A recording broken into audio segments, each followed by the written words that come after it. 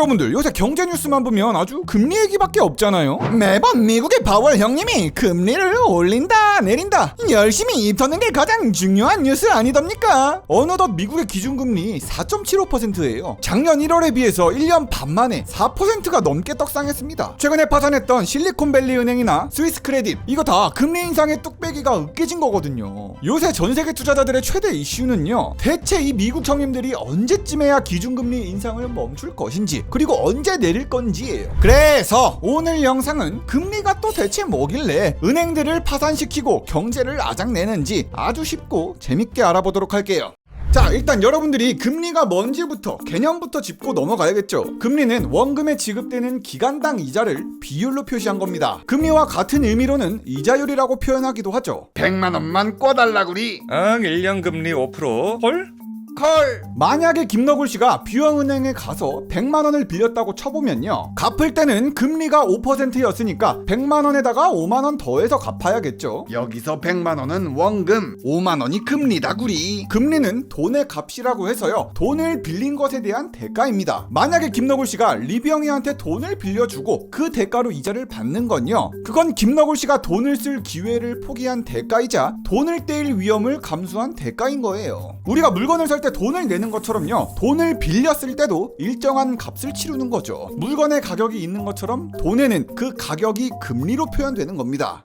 그런데 우리 인류 역사에 이자라는 게 대체 언제부터 등장을 했냐? 이게 생각보다 오랜 과거인 기원전 3000년부터 있었다고 하거든요. 이 선사시대 사람들이 이자라는 개념을 뭔 수로 발견을 했냐면요, 농사를 짓기도 하고 가축을 키우다 보니까 시간이 가면 갈수록 이 곡물의 씨앗은 늘어나고 가축은 불어나기만 해요. 아니, 이제 나 혼자선 이 많은 씨앗과 가축을 키울 수가 없습니다. 이걸 대체 어떻게 하냐구리 라고 해서 이 김너굴 씨가 주변 사람들한테 씨앗을 빌려주고 동물을 빌려주는 데에서 이 이자가 발명됐다는 게 학계의 정설입니다. 여기서 김너굴 씨가 옥수수 씨앗 1000개를 가지고 있고요, 이 1000개 씨앗으로 1년만 농사 지으면 잉여로 남는 씨앗이 한 1200개가 된다고 해볼게요. 근데 옆집에 살던 리뷰 형이는 씨앗이 없어가지고 농사를 못 짓고 있다고 해볼 때 이 상황에서 김너굴 씨가 뭐라고 얘기를 하냐? 나는 어차피 씨앗이 너무 많아서 이거 다 농사 짓지도 못합니다. 제가 가진 1000개의 씨앗을 모두 빌려드릴 테니까 나중에 씨앗 1000개보다 더 많이 돌려줄 수 있겠습니까? 라고 말을 했다 치면요, 리뷰 형의 입장에서도 씨앗을 1000개 빌리는 게 남는 장사입니다. 왜냐, 1년만 지나면 씨앗을 심고 이걸 다시 키우고 나중에 수확을 하면 기본적으로 씨앗은 더 많은 수확물을 기대할 수 있기 때문이에요.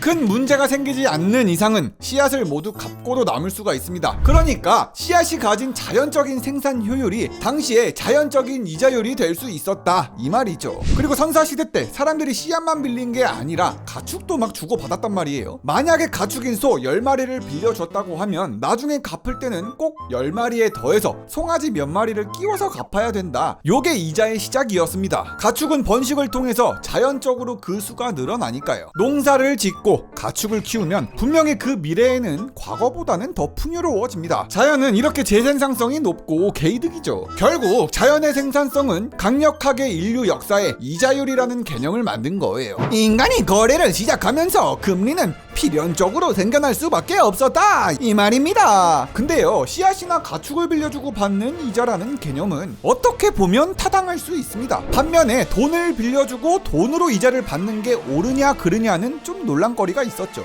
과거에. 여기서 아리스토텔레스 형님은요, 이 이자라는 개념을 매우 부자연스럽다고 생각했습니다. 아니, 자연은 열매를 맺고 새끼가 나오면서 자연 생산성이란 게 있지만 돈이라는 건 사실 아무것도 낳거나 맺질 않지 않습니까? 돈이 돈을 낳는다는 것은 정말이지 혐오스럽고 부자연스럽습니다 라고 말을 할 정도였죠. 종교 쪽에서는 더 심하잖아요. 이자라는 걸 막 죄악시 여기기도 합니다. 빌려주되 아무것도 바라지 마라, 돈을 빌려주고 고리대금을 얻지 말지어다 라는 게 기독교의 사상이었습니다. 가톨릭에서도 이자를 받는 걸 교회법으로 막기도 했었죠.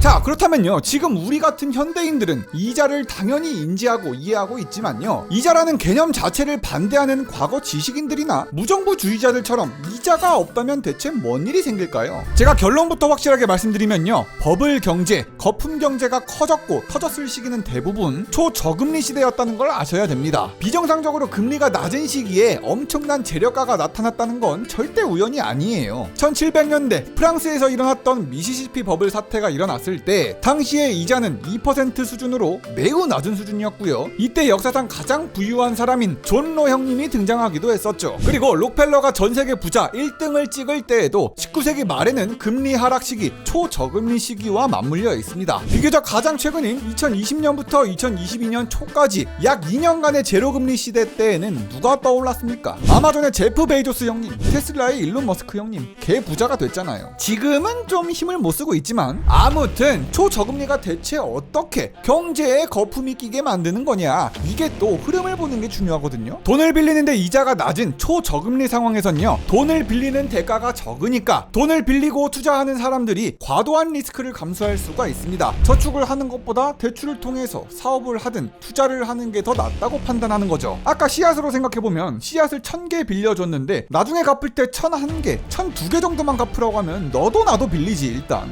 때문에 초저금리 상황에선요, 투자 수요가 엄청납니다. 그럼 사람들이 돈을 빌려다가 투자를 어디다 하냐? 자산에다가 하는 거예요. 2020년 이후에 제로금리가 왔을 때 부동산 자산 겁나 올랐잖아요. 자산 시장이 그냥 다 돌았어요. 주식 올랐죠. 가상화폐니 NFT니 메타버스니 가상 자산들까지 엄청나게 올랐습니다. 투자하니까. 많은 사람들은 돈의 대가인 이자가 적으니 묻지도 따지지도 말고 투자하자는 마인드가 컸죠. 초저금리 시대에 부동산, 증권 등 자산의 거품이 엄청나게 낄 수가 있습니다. 부동산 가격이 멈추지 않고 상승한다고 생각해보세요. 불과 2년 전 2021년까지만 해도 너도 나도 부동산은 우상향이다, 영끌에서 부동산 오지게 투자하자라는 분위기가 엄청 컸습니다. 저금리 상황으로 대출 있는 대로 끌었었죠. 이러한 현상들이 다시는 올라가지 않을 것 같은 진짜 초고가의 부동산 가격을 만들어내서 거품 경제가 만들어졌습니다. 여기서 문제는 부동산 가격?